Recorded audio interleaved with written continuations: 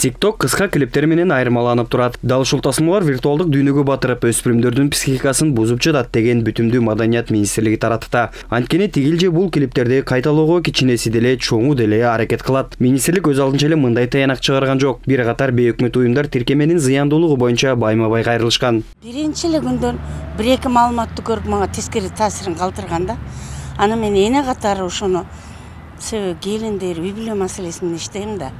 Ошондо бир-эки келиндин TikTokко чыккан материалын көрүп алып эле мен ошондо бир жаман ойдо калганмын, чынын айтайын. Кыргызда бир макал бар.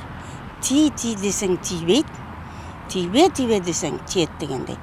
Тескери жактагы материалдар элдин аң сезимин сразу башка жаккан бурат экен да. Тагыраагы бул тиркемеде моралдык жактан адамды бузган же уятсыз контент экени жашыруун эмес. Дарих Асылбекова ошондон улам телефон тиктеп жаткан бала үчүн бул зыяндуу контент деп эсептейт. 7-8 жаштан баштап. Ушулар дагы тескери кабыл ала баштады. Кабыл алганда да тескери таасирин бере баштады ушул балдарга. Ал кайсыл тараптан дегенде ата-энесине мамилеси өзгөрдү, үйдөн качып чыгып кеткен өспүрүмдөр көбөйдү. Анан кийин жакын туугандары менен мамилелери бузулду.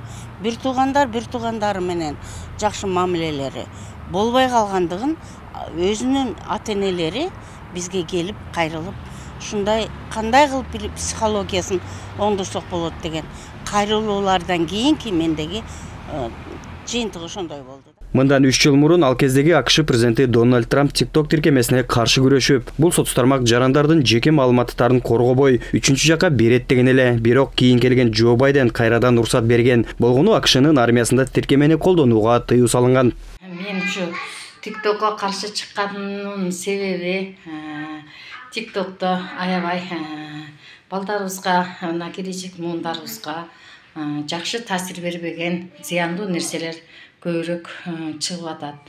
Ошол себептен азыр TikTokто жалпы чоң кичине дебей баардык элдин баары көрүп жатат.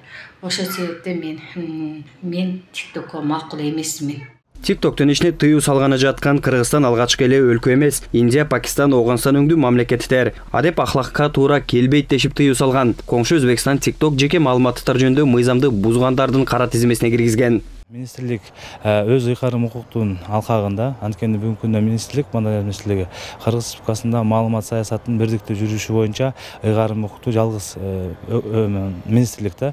Ошол ыйгарым укуктун негизинде министрлик жана кайрылуунун негизинде министрлик мониторинг жүргүзгөн TikTok платформасын. Чынында эле ошол TikTok платформасында бүгүнкү күндө жаштардын чектөөсү боюнча, жашы боюнча чектөөсү жанагындай фильтрлери жок болгону аныкталган. Ошонун жыйынтыгы боюнча бүгүнкү күндө министрликтин TikTok платформасын жайылтуу боюнча ишин токтотуу боюнча чечими кабыл алынып, санариптештирүү министрлигине ошол чечим жөнөтүлдү да. TikTokко каршы түшкөн кайрылууларды карап, министрлик Кыргызстанда бул соцтармакка тыюу салууну чечкен. Бул чечим тууралуу кат мыйзамдардын алкагында андан ары ишти ашыруу үчүн өлкөнүн санариптик өнүктүрүү министрлигине жөнөтүлгөн. Телегайталиев, Руслан Бараненко, ЛТР Бишкек.